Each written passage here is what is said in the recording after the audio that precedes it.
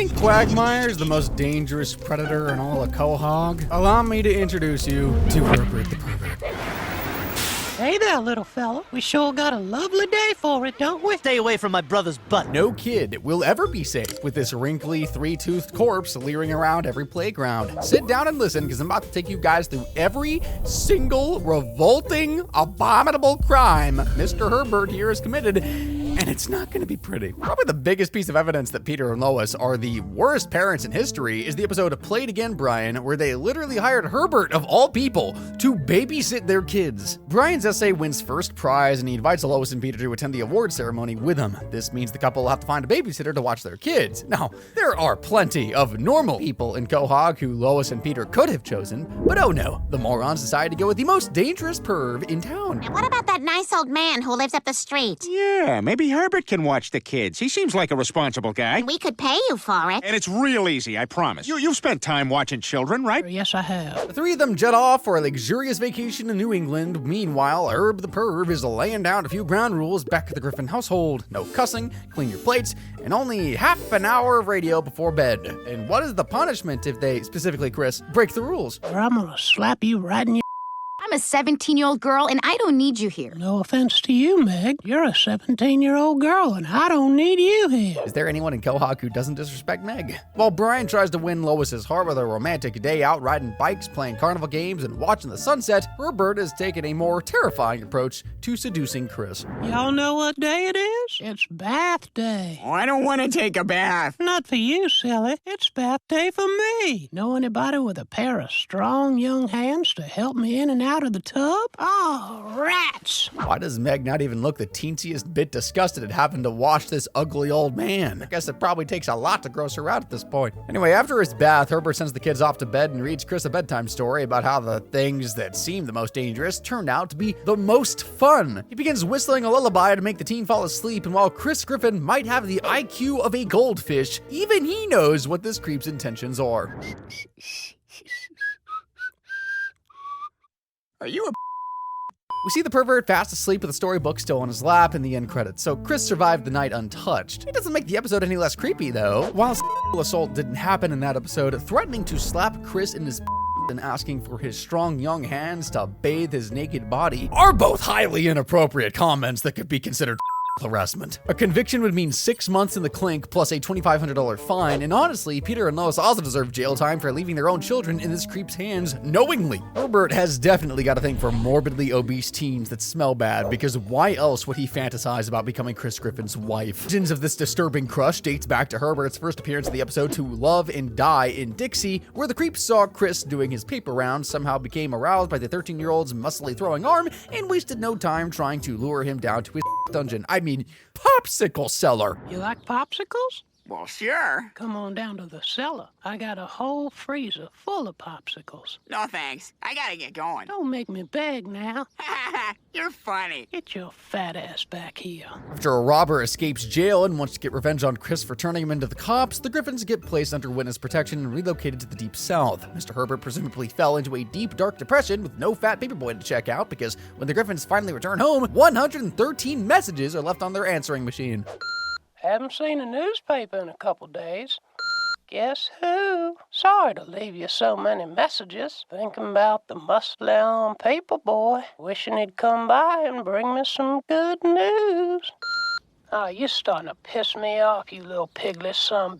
Why do I feel like they all stood there and listened to every single message, and Herbert definitely needs glasses if he thinks Chris is muscular. Kid is 99% lard. The Griffins were barely gone a few days, so leaving 113 unwanted messages in such a short amount of time, especially suggestive and threatening ones, can get Herbert charged with stalking. If found guilty, he'd be looking at 1 year in the Quahog City jail with a $1,000 fine to boot. Remember the episode Crisscross? The one when Chris ran away from home and actively lived with Herbert the pervert? There's no way he still don't have nightmares about that one. When the kids at school make fun of his weird Latvian sneakers, Chris is desperate to buy cooler shoes and actually robs his mom to try and get them.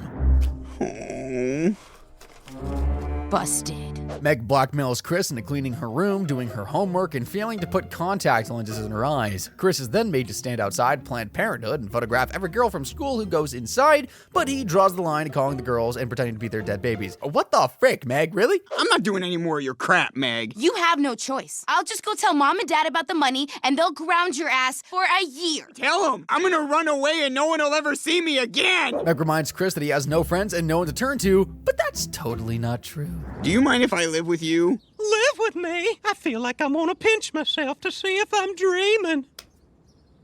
It's real. It's actually so sad that Chris's only friend is a 100-year-old freak who looks like a goblin. Life really ain't treating this kid kindly. Herbert is just over the moon to have the best-looking teen in town as his new roommate, and he wastes no time in making him feel right at home. Life is like a new baseball glove. You think you're never gonna get a ball in there, and you oil it up, and pretty soon you're pitching and catching. I guess that makes sense.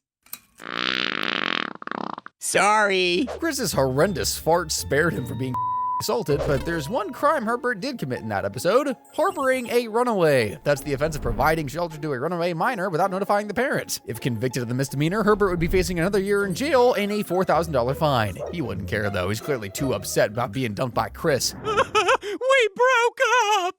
If you love the movie Poltergeist, then you gotta love the Family Guy episode Petergeist. When everybody starts going to Joe's for movie night, Peter vows to build his own multiplex movie theater. He begins digging in the backyard, but quickly discovers that his house is built on an ancient Native American burial ground. The fat man, of course, treats the dead guy's remains with the utmost of respect. Are you peeing in that skull? No, Lois, I'm getting up and walking all the way to the bathroom and doing it there. Peter's blatant middle finger to the dead causes the poltergeist to emerge from the TV and haunt the Griffins. Stewie gets stuck through a portal to the other side, and Chris, well, he's about to be eaten by a giant possessed tree. Luckily, Herbert is willing to put his own life on the line to save his favorite paperboy.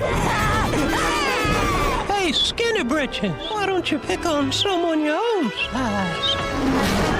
You shall not pass.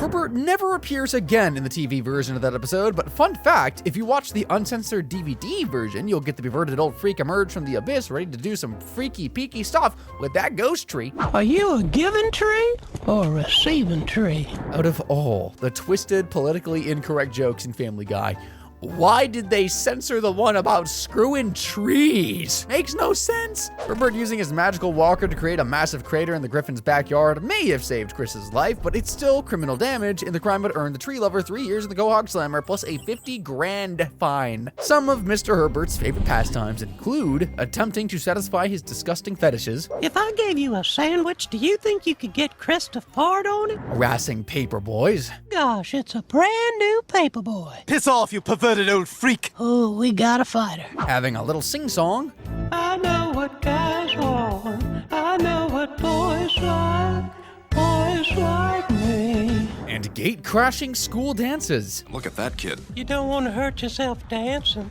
That is one ugly 8th grader. Make sure you stretch out those creamy hamstrings. I really hope he just bought those clothes from the store and they don't actually belong to some traumatized kid being held captive in his cellar. There's no way an actual school invited the local pervert to their dance, so Herbert sneaking inside disguised as a fellow 8th grader is blatant trespassing, and the crime would earn the freak 3 years in the Stony Lonesome, plus a pretty hefty $100,000 fine. Had he stayed home that night, he may have caught a glimpse of what Stewie did to Chris on the drive home. Do you want us to pull over? I don't care what you do. Oh, we'll pull over. Pull over.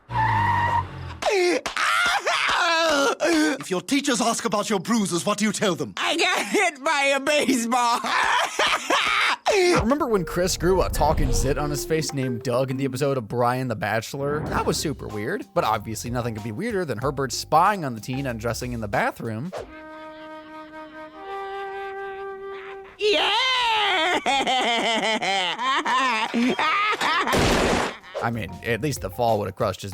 So yeah, peeping on Chris like that would be considered voyeurism, which is the crime of deliberately watching other people engage in intimate stuff like undressing. The offense would add another 3 years and $5,000 in fines to Herbert's sentence. How did he even know it was Chris in the bathroom anyway? Well, that's 50% of Herb the Perv's nauseating crimes against male minors down, and his prison sentence is currently at 11 years and 6 months. I was expecting more. But to be fair, that might be more years than he has left on Earth. The criminal's also got a pretty hefty $162,500 fine to pay up. If your skin isn't already crawling with disgust at this point? A, what is wrong with you? And B, get a bag to projectile vomit into, because some of these next crimes I'm about to show you are so disgusting, I seriously debated even putting them in this video. From working as a harassed paperboy to serving as Quagmire's prostitute appointment secretary, Chris has had a whole bunch of disturbing jobs to put on his resume. However, the worst by far happened in the episode The Courtship of Stewie's Father, where he literally had to work for a with a crush on him. After Chris accidentally breaks Herbert's window with a baseball, Peter, Lois, and the old perv agreed that he should be forced to do some chores to pay off the debt. Well, I guess I'll get started. If you get sweaty and want to take your shirt off, that'd be just fine. As if exploiting Chris for free labor while making suggestive comments at him wasn't bad enough, Herbert then makes the 13-year-old go on a frackin' date with him. Oh, I wanted to thank you properly for all your hard work. There is no way this creep didn't try and slip a roofie in that kid's drink. The teen's date fell asleep before any assault took place, but Mr. Herbert can still be charged with unpaid labor. The penalty would mean 1 year in prison and a $20,000 fine, but I still can't believe Peter was okay with Chris working for free. Actually, you know what? I can. Oh, and we also need to add 4 more years and $80K in fines to Herbert's sentence for unpaid labor, because in the uncensored version of Brian's play, you can see 4 boys being forced to pull the pervert's carriage to the theater.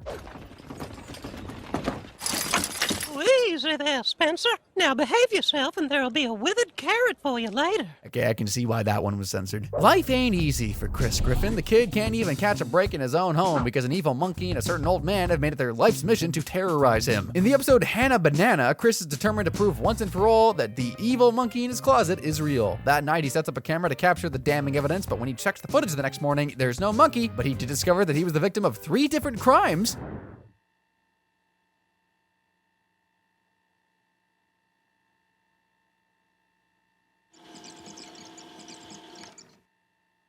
Is it wrong for me to acknowledge that Herbert actually has good painting skills? Like, I could see him being a professional artist if he was, painting flower vases instead of children. He easily beat short the trespassing on the Griffin's property and invasion of privacy, because what could be more invasive than a perv watching you sleep and painting you like the birth of Venus? We can also throw in a second charge of invasion of privacy, because in the episode Valentine's Day in Quahog, Herbert spied on Chris from the bushes, because where else would a creepy predator be hiding? For the only one.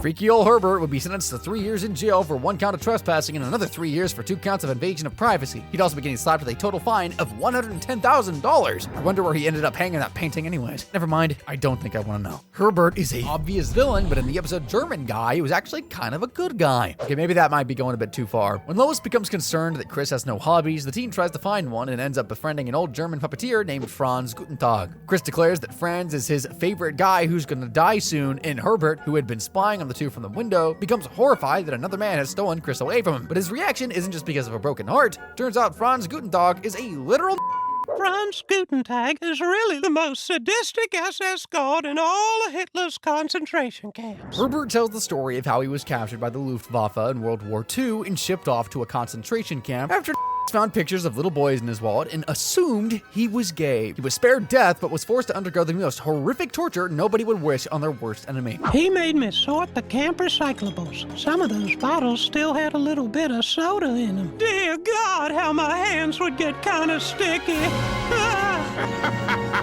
No one should have to suffer the way I suffered. The couple don't buy the ridiculous stories. The next day, Herbert explains everything to Chris and begs the 13-year-old to choose him over Franz. The teen, of course, chooses to stay friends with the guy who doesn't want to see him naked, but immediately regrets it once he accidentally enters Franz's secret room and discovers a bunch of memorabilia. Franz pulls out a gun and holds Chris and Peter captive in the basement. Peter had to come to the house to invite Franz over for dinner. I guess that won't be going ahead. Gutentag plans on killing the Griffins to prevent his real identity from being exposed, but Peter disarms the and now all Chris has to do is pull the trigger and end this nightmare. What are you waiting for? How do I know which one to shoot? What? How do I know which one is the real dad? Wait, we don't even look the same. When's my birthday? Crap. Ah! You idiot. Well, learn my birthday. To think all this time I thought Peter was the dumbest guy in Quahog. Chris shooting Peter instead of Franz was definitely the most idiotic move of the episode, and the two doofuses trying to figure out a way to escape the basement is just even more comedy gold. There's Meg walking down the street. Meg, hanging out with all your friends. Hey, whale! The ocean's that way! That's a good one, too. I'll never get over Meg being fat shamed by family members triple her size. Like, Peter and Chris are so fat they can't even fit one arm through the reasonably sized window. Chris eventually attracts Herbert's attention, and after the creep has got this cleared up, I wanted to see you locked in a basement. Now that it's happened, all I want to do is get you out. Don't you worry. he goes to confront Franz. Now, if you thought Peter's fights with Ernie the Giant Chicken were bad, let me tell you, this fight between Pervert and is the most intense, brutal, blood-filled scene in animation history.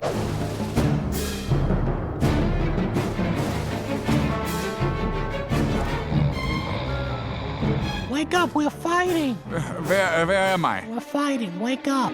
Senior Citizen WWE comes to a halt when both opponents have to stop and take their daily meds. After our nurse arrives to help Franz back up off the couch, the battle continues. Now, the combined strength of these two old folks shouldn't even be enough to scrunch a single piece of paper into a ball, but somehow Franz literally ends up dying.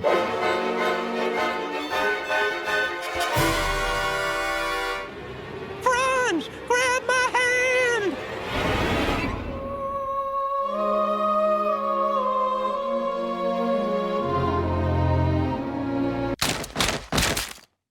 Say goodnight, you bastard.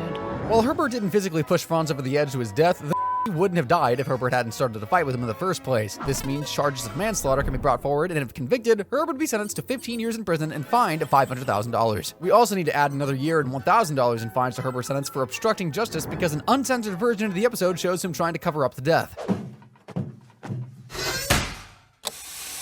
Herb was basically doing a public service by killing and burning but he still did something truly horrible in that episode. Mr. Herbert called me Thunder Thighs. Oh, you did it. Thank you. It's not just Herbert's cellar that contains damning evidence of the most heinous crimes imaginable. His living room contains a perfectly alphabetized collection of CP. The park? Nephew somersault compilation? I assume you heard of the alphabet. Explain to me how Sammy Popsicle comes before napping various. Herbert even begged Chris to burn his house down in the episode, and then there were fewer. They might find some things that don't make sense to you. Okay. And there's going to be a lot of talk.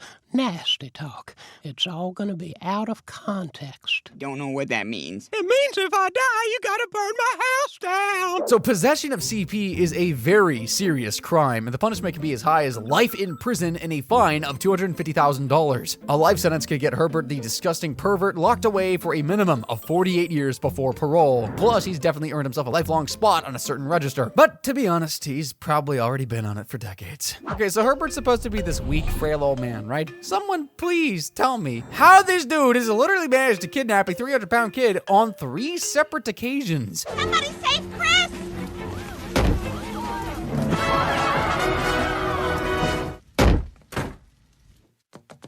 Now that one seemed less earned. Why do I feel like nobody in the family bothered calling the cops every time Chris was actually stolen? Now, I wish this was the end of the segment, but Mr. Herbert has unfortunately kidnapped a bunch of other kids too. There was that time the church caught fire and Herbert ushered 3 altar boys in the back of his van and drove away. Let's get out of here, boys. We can't forget that time the old man lured 3 boys into his safety basement. Run! It's that pervert! Into my safety basement! Oh, I'm hurt, kids! Don't eat those popsicles till I get down there! Child abduction carries a maximum penalty of 25 years in jail and a $100,000 fine. So 9 charges will get Herbert slapped with a $900,000 fine and thrown in the slammer for 225 years. Definitely well earned. Quagmire has an insatiable urge for but at least the women he pervs on are adults. Well, most of them anyway. As for Herbert, he is desperate to satisfy his depraved urge to touch young boys, so desperate that he's literally created traps to capture children. Yes, I'll take this teddy bear, this ruler, and this cardboard box. Started his own YMCA, stocked up on roofies to drug people. What kind of birdhouse can you build with popsicles, roofies, and a mallet? Or a rare African bird called None Ya Business. And has come up with the most terrifying party games ever conceived. Whoever can swallow the most Tylenol PM wins. We never see Herbert assaulting children on screen. The show ain't that dark. However, the episode No Chris Left Behind heavily implies that the sick and twisted old man has gotten away with thousands of assaults. Chris gets expelled from James Woods High for being the dumbest student in school. Lois then sends him to Morningwood Academy, an elite private boarding school Carter Petersmith attended, but all the rich kids bully Chris for being poor.